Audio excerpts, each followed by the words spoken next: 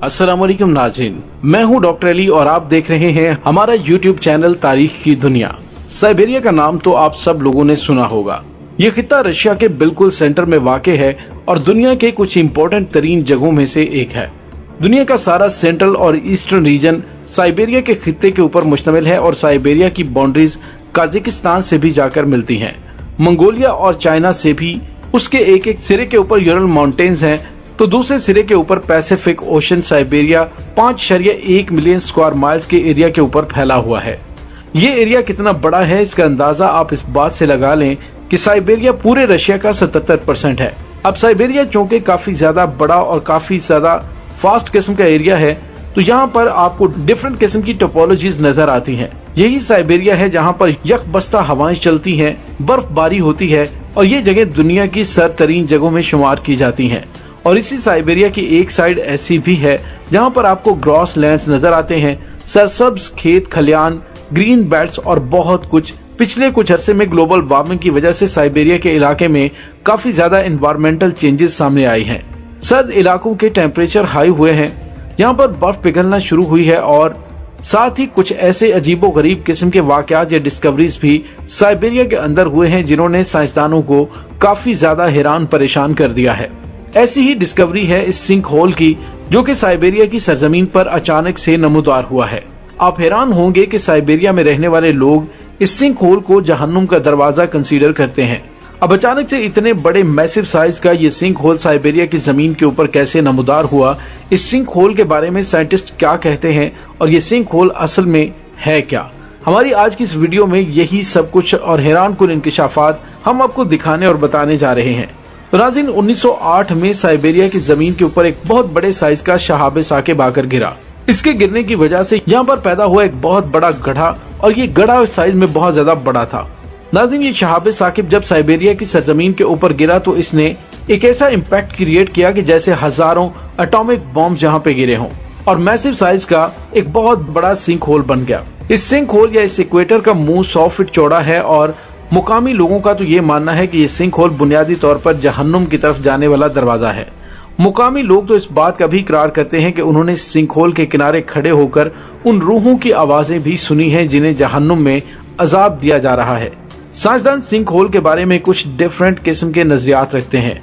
जब ये sink hole Siberia में डिस्कवर किया गया तो दुनिया भर से साइंसदानों ने दौड़ लगाकर इस सिंक होल के बारे में तमाम तर इंकशाफात, इन्वेस्टिगेशन और अपनी मालूमात इकट्ठी करनी शुरू कर दी। कुछ लोगों का तो ये भी मानना है कि ये सिंक होल किसी यूएफओ की लैंडिंग की वजह से क्रिएट हुआ है, यानी कि साइबेरिया में इस जगह के ऊपर कोई एलियन शिप आई, उसने यहाँ पर लैंड किया और उस एलियन शिप के लैंड करने की वजह से जमीन पर इतना बड़ा ये सुराख या फिर सिंक होल पैदा हो गया। साइंसदानों का इस होल के बारे में पहला नजरिया ये था कि यहाँ पर कुछ शहाब साकिब या फिर मिट्योर कॉमेट गिरा है और इस मिट्योर या फिर कॉमेट के गिरने की वजह से ये सिंक होल जमीन के ऊपर क्रिएट हो गया।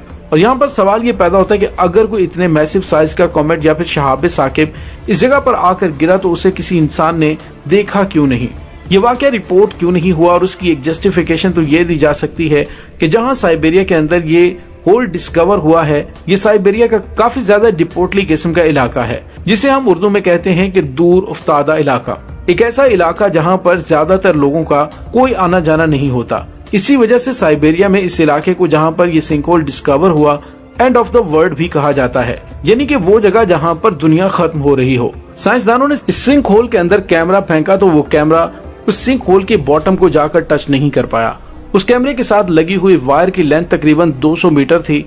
साइंसदानों का ये मानना है कि इस इक्वेटर या फिर सिंक होल की तह या बॉटम के ऊपर पानी मौजूद है। साइंसदानों ने इस बात का अंदाजा लगाया है कि वो फुटेज देखकर जो कि कैमरा उन्होंने सिंक होल के अंदर फेंका था और वहां से वो तस्वीरें कैप्चर की थी, उसके बाद साइंसदानों ने इस इक्वेटर के अंदर मौजूद हवा के सैंपल्स लिए। उस सैंपल की बुनियाद पर साइंसदानों को ये पता चला कि इस सिंक होल के अंदर जो हवा मौजूद है उसमें मीथेन गैस की कंस्ट्रक्शन काफी ज्यादा है। तकरीबन 10% हवा के अंदर मौजूद मीथेन गैस की ये कंपोजिशन काफी ज्यादा हाई है। आमतौर पर हवा के अंदर मीथेन गैस की अमाउंट या मिकदार 0.000179% होती है। साइंसदानों का ख्याल ये है कि ग्लोबल वार्मिंग की वजह से पूरी दुनिया का टेम्परेचर चूंकि बढ़ा है, साइबेरिया भी चूंकि इसी दुनिया का हिस्सा है तो 5 सेंटीग्रेड टेम्परेचर यहाँ पर भी बढ़ा। दर्जा हरारत के इस इजाफे की वजह से मीथेन गैस की कंस्ट्रक्शन में यहाँ इजाफा हुआ। ये मीथेन गैस पहले मुंजमद यानी कि फ्रोजन फॉर्म में थी। दर्जा हरारत के बढ़ने की वजह से इस मीथेन गैस को मौका मिला और ये बाहर एयर में एस्केप कर गई। मजे की बात यह है कि साइंसदानों का ये भी मानना है कि ये सिंक होल अपने आप में ही अंदर की तरफ धंस भी रहा है।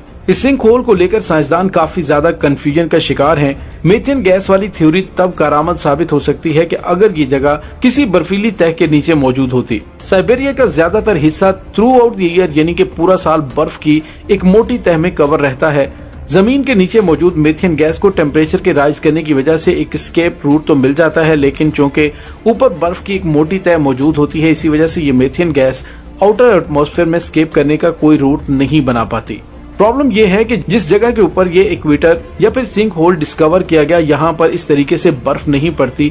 ये ग्रॉस लैंड एरिया है और अगर ये सिंक होल मीथेन गैस की वजह से पैदा हुआ तो यहाँ पर मीथेन गैस की कंस्ट्रक्शन काफी ज्यादा हाई होनी चाहिए। लेकिन यहाँ पर मीथेन गैस की जो कंस्ट्रक्शन हाई है वो सिर्फ और सिर्फ इस सिंक होल के बॉटम या तह के ऊपर है।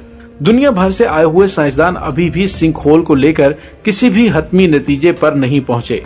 इसे डेली बेसिस पर स्टडी किया जा रहा है और इसके बारे में मुख्तलिफ नजरियात कायम किए जा रहे हैं।